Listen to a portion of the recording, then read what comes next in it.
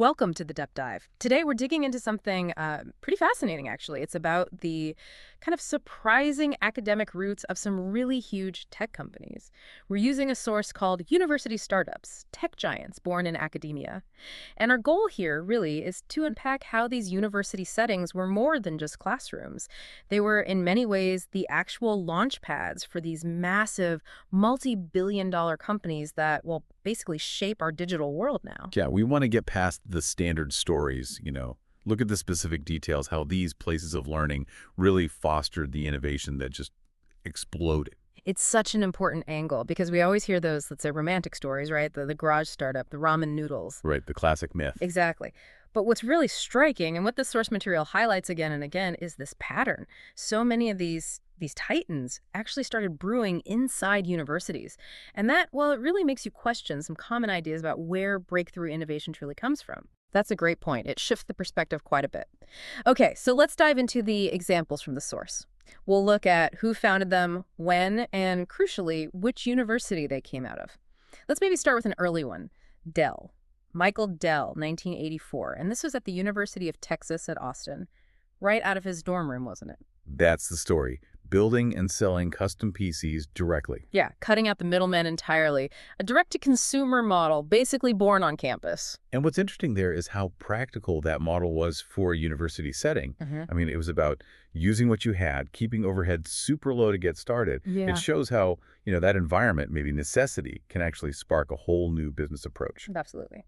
Okay, fast forward about 10 years, 1994. Yahoo, Jerry Yang and David Filo, this time at Stanford University.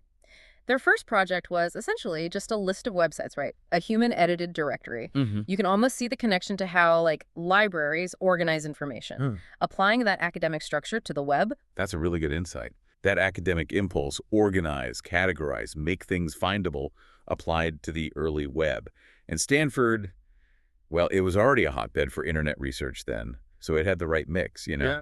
The intellectual curiosity and the infrastructure for something like Yahoo to grow. Makes sense. Okay, moving into the 2000s, Facebook. Hard to ignore that one.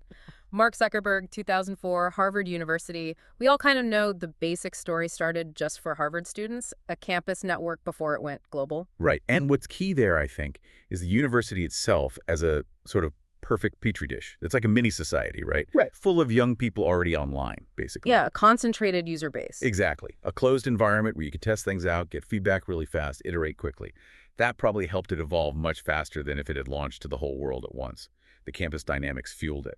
That idea of a testing ground is crucial. Okay, then just 1 year later, 2005, Reddit pops up. Steve Huffman and Alexis Ohanian, this time from the University of Virginia. The product changed a bit early on, I think, but the core idea was about sharing content, building communities online. And that concept, aggregating content, building communities, it really thrives on that kind of open exchange universities foster. Places where ideas get debated, shared, ranked. It mirrors academic discussion in a way. Interesting parallel. And then Stanford shows up again. 2011, Snapchat. Evan Spiegel, Bobby Murphy, Reggie Brown, Stanford University. And this one really changed things with disappearing messages, that ephemeral communication. Stanford definitely seems to have something going on with social tech, doesn't it? It seems so. You could even argue Snapchat's whole disappearing thing relates to that fast-paced, informal chat style common among students. It's about those immediate sort of fleeting connections, which kind of mirrors campus life too. New people, new ideas constantly flowing. That makes sense. Okay, one more from our list, a bit more recent. Figma. Dylan Field and Evan Wallace, 2012, this time at Brown University, a collaborative design tool. Yeah, Figma. And this one really taps into another university strength, collaboration. Think about research teams, group projects. They all need tools to work together, often in real time. Figma feels like a natural extension of that need, born in the place where collaborative work is just constant. So, looking at all these examples, what's the big picture here for you listening? The main takeaway from this deep dive seems, well, pretty clear. Universities aren't just about lectures and exams. They are consistently surprisingly powerful engines for tech innovation. They're the unexpected birthplaces for companies that, frankly, run large parts of our modern lives. And the Source University startups really paints this as a pattern, not just, a few lucky accidents. Exactly. And that leaves us with a really interesting question, maybe something for you to mull over. Think about it. So many of the tools, the platforms you use every single day, they didn't start in some big corporate R&D lab. They started in these dynamic, sometimes messy, intellectually vibrant university environments.